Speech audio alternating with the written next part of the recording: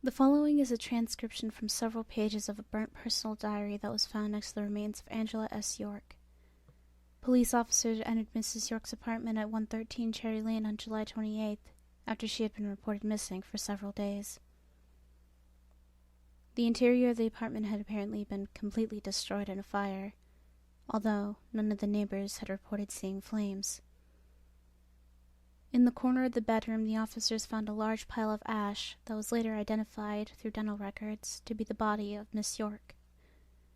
From the charred hand of the corpse, the officers recovered a badly damaged diary, which she had apparently been writing in throughout the period of her disappearance.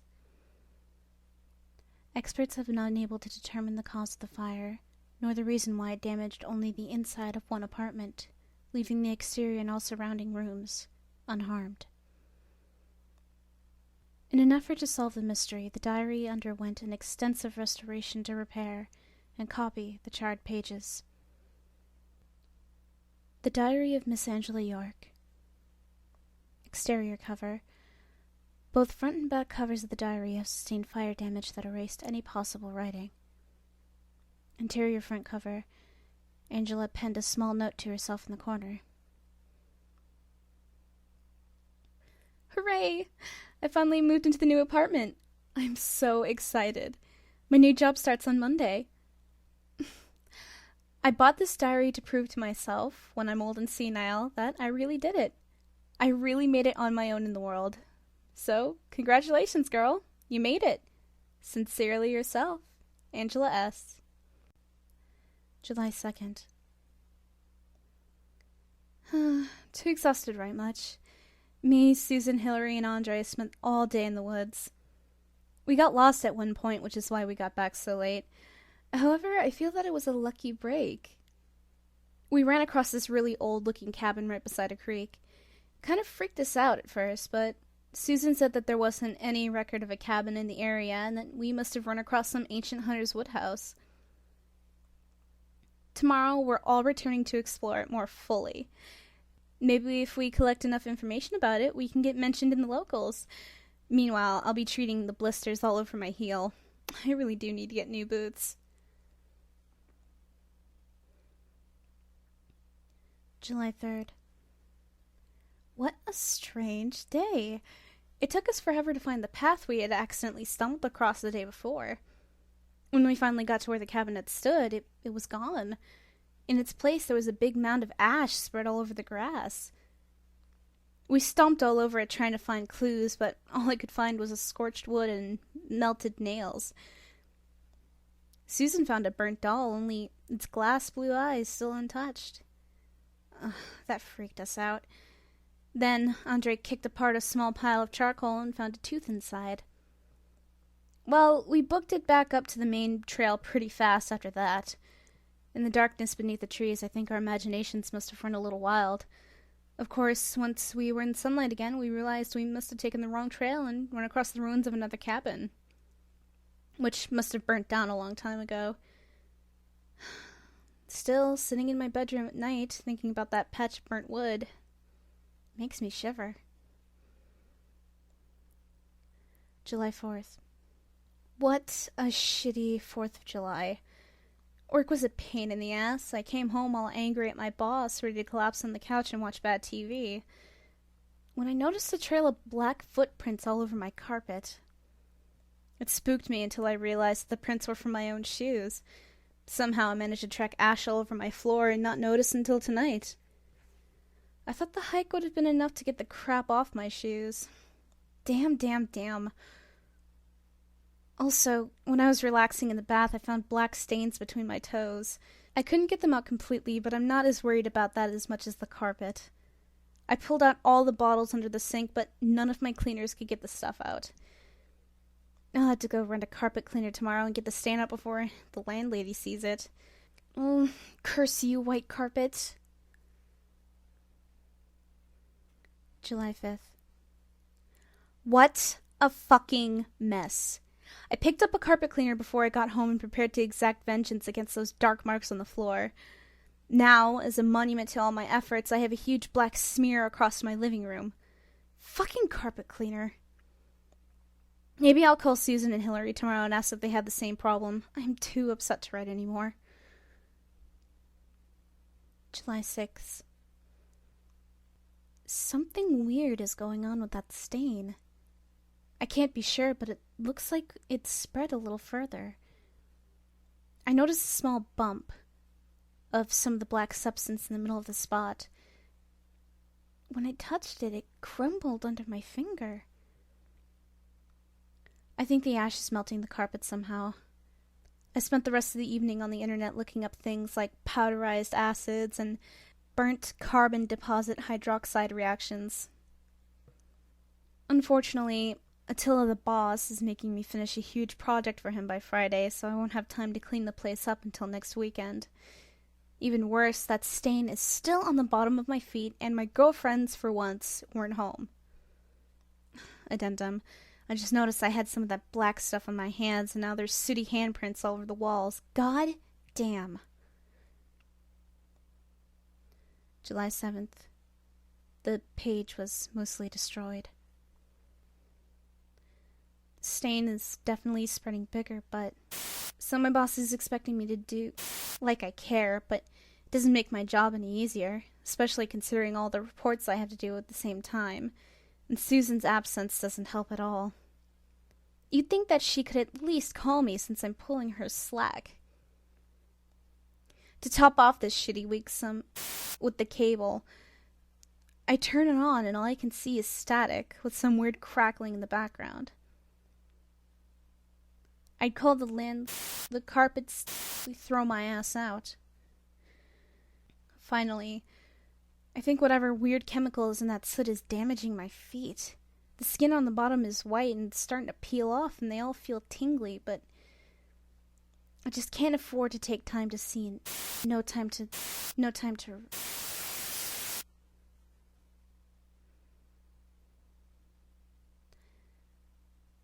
July 8th. A large hole had been scorched in the middle of the page.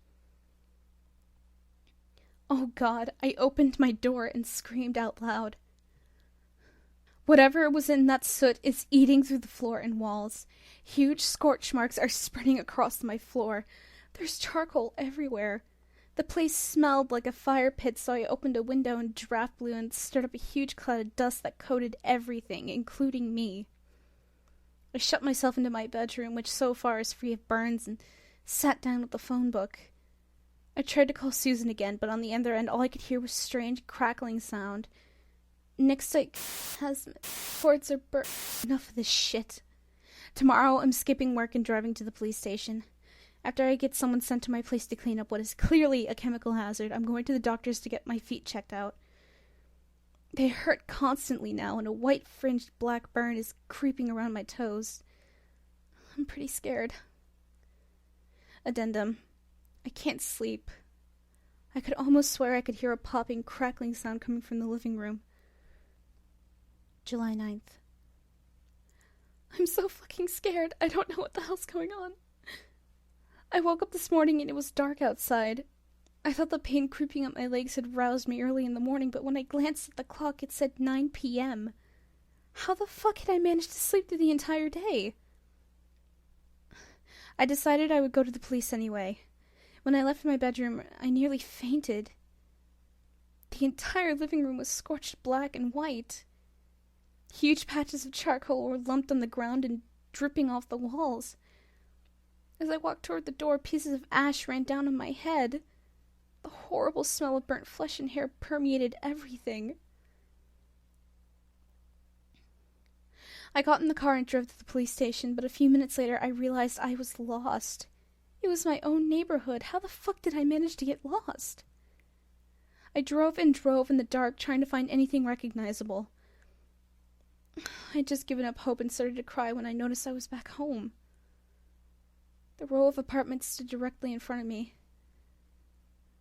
I sped away down a random road, stomping the gas pedal, but no matter where I went, how fast I went, I kept passing the apartment again and again. After driving for hours, the car finally ran out of gas and coasted to a stop, right outside my own front door. I don't even remember turning into the parking lot. When When I walked inside, the clock said 10. What the hell is happening to me? My fingers are itchy. The tips look stained black. I can't call anyone. The ash burnt through the cords. I'm trying to sleep, but that crackling sound is coming from the walls. It sounds like a fire.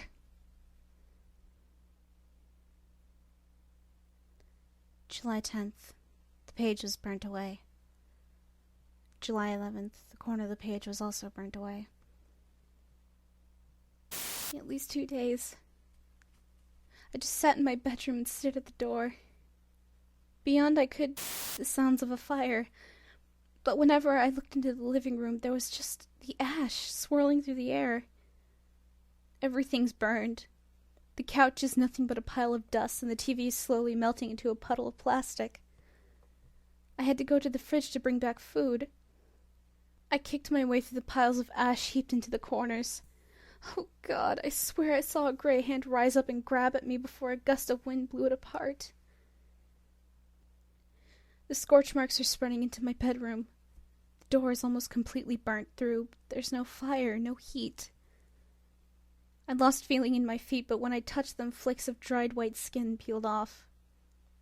My hands are so painful. They crinkle when I move them. That crackling in the walls is growing louder, and I swear I can hear the sound of someone screaming. July 12th. The page is also burnt away. July 13th. Several holes burned into the page. I can't escape it.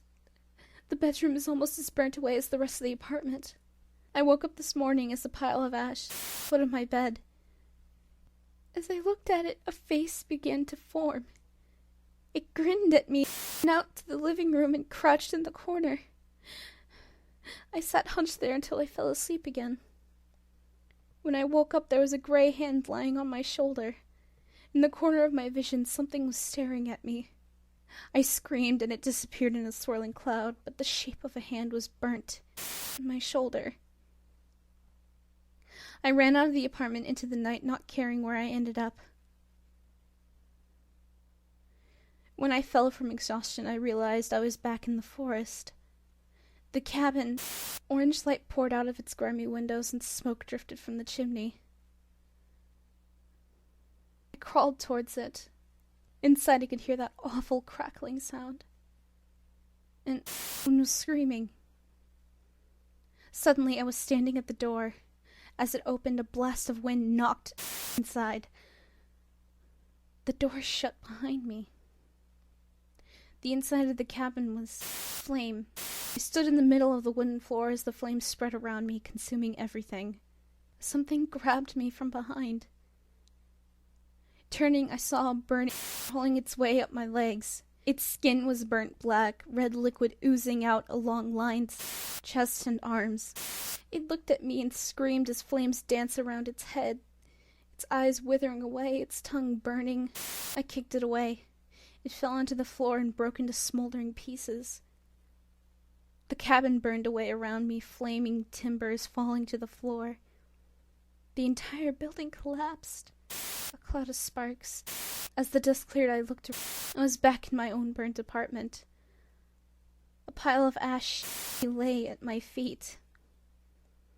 I barricaded myself in the bedroom, but the dust creeps under. July 14th. I can hear something stalking across the living room. July 15th through July 17th was burnt away. July 18th was badly damaged. I tried to run away. As I left the house, I saw something gray walking across the living room towards me. The cabin was there again. I didn't want to go in, but something out of the woods at me. The place was on fire, and the screaming thing attacked me. I closed my eyes until the place burnt down. The burns on my spread everywhere but my face. It hurt so much. July 20th. The page is badly damaged to the point it's unreadable. July 21st. The entry consists entirely of a drawing of the nature preserve behind Miss York's house. Several trails are traced, and a red circle is labeled the cabin. Despite an extensive search of the park, no cabin or area of burnt ash has been found. July 22nd. I can only line the piles of mounting ash. Sometimes I see a gray form creep by, but I can't do anything about it. My legs are falling off. I want to die. July 23rd, there's no entry. July 24th, no entry. A rough sketch of a grinning face was drawn in the corner of the page. Above it was the caption, "It's in the ashes." July 25th, entry was nearly illegible due to the nature of the writing. Experts have suggested this section was written with a pen in her mouth. One of my arms snapped off like burnt charcoal. I'm breaking apart. My mind feels cloudy. At least the pain is fading. I can see something gray and black looking at me from the corner of the room. I thought it was smiling, but now that I can see its lips are burnt off. I can't move. I lie on the floor as pieces of the ceiling flake off and drift down, covering everything. Small things of ash and bones skitter across the walls. July 26th. Entry also nearly illegible. I, Angela Sylvia York, do swear, as my last will and testament, the following. Unfortunately, a large burn in the shape of a handprint is scorched into the page, destroying the contents of what is apparently Miss York's will. Interestingly, the size of the print is much larger than Miss York's hands.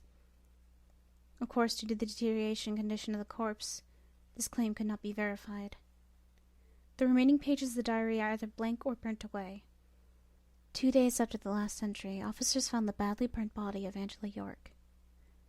As the request of the owner, a cleanup team was sent to repair the damaged apartment after the investigation was closed due to the lack of evidence.